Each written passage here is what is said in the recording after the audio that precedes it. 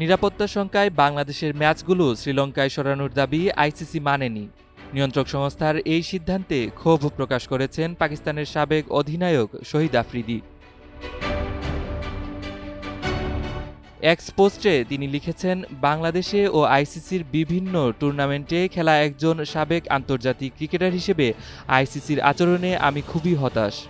2025 সালে পাকিস্তান সফরে না যাওয়ার বিষয়ে ভারতের নিরাপত্তা উদ্বেগ আইসিসি মেনে নিয়েছে, কিন্তু বাংলাদেশের ক্ষেত্রে তাদের বোঝাপড়া ভিন্ন।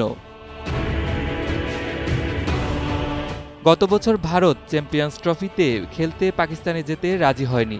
পরে আইসিসি তাদের দাবি মেনে ভারতের সব ম্যাচ দুবাইয়ে আয়োজন করে। অংশগ্রহণকারী অন্য সব দল পাকিস্তানে খেললেও ভারতের সঙ্গে খেলার জন্য তাদের দুবাইয়ে যেতে হয়েছিল।